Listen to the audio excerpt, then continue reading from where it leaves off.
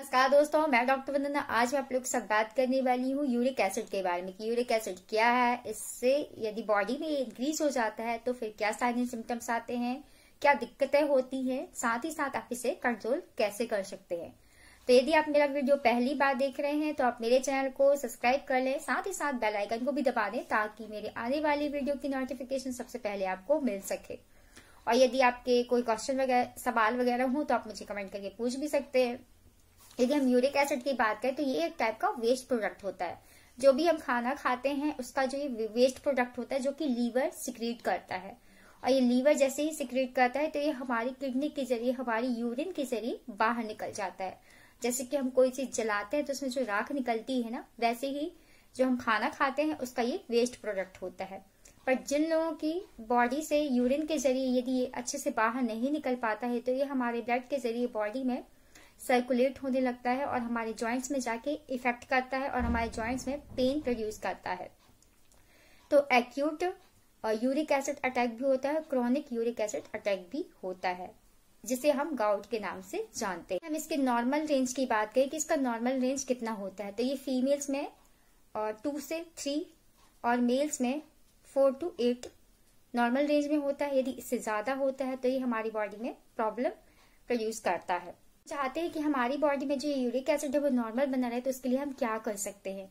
इसके लिए आप ज्यादा से ज्यादा पानी पिए और साथ में आप ऐसे फ्रूट्स वगैरह यूज करें जो कि फाइबर युक्त होते हैं, जिनमें पानी की मात्रा ज्यादा होती है, जिससे कि यूरिन के जरिए बाहर निकलता जाए। यदि हम इसकी होम्योपैथिक मेडिसिन की बात करें कि यदि आपकी बॉडी में इसकी वजह से गाउट की प्रॉब्लम हो चुकी है तो आप कौन कौन सी होम्योपैथिक मेडिसिन यूज कर सकते हैं। तो इसके लिए बर्बेरिस एक्वाफोलियम मेडिसिन बहुत ही इफेक्टिव है इन केस ऑफ यदि आपको जॉइंट्स में पेन वगैरह होने लगा है, स्वेलिंग वगैरह होने लगी है, तो वहां पे आप Berberis aquifolium Q medicine and Urtica urens Q medicine का यूज कर सकते हैं। ये एक कॉमन मेडिसिन है जो कि आप हर टाइप के गाउट की कंडीशन में यूज कर सकते हैं।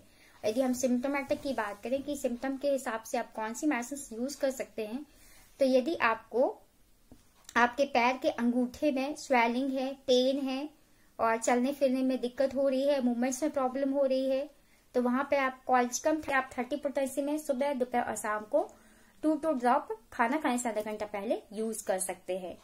जो नेक्स्ट मेडिसिन है वो है बेंजोइक एसिड। यदि आपके नी जॉइंट में स्वेलिंग है, पेन है, आपको चलने फिरने में दिक्कत होती है, मूवमेंट्स करने में प्रॉब्लम होती है, तो वहां पे आप बेंजोइक एसिड 30 पोटेंसी में सुबह, दोपहर और शाम को 2 ड्रॉप खाना खाने से आधा घंटा पहले यूज कर सकते हैं। तो नेक्स्ट मेडिसिन है वो लाइकोपोडियम 200। यदि आपकी हील्स में दर्द होता है, पेन होता है, तो ये 2 ही कंडीशन में होता है। एक तो यदि आपके पांव की जो हड्डी है वो बढ़ गई हो या फिर गाउट की प्रॉब्लम हुई हो, तो ऐसी कंडीशन में आप लाइकोपोडियम 200 पोटेंसी में यूज कर सकते हैं। इसे आप हफ्ते में सिर्फ एक बार ही यूज करें। इसे आप संडे टू संडे यूज कर सकते हैं।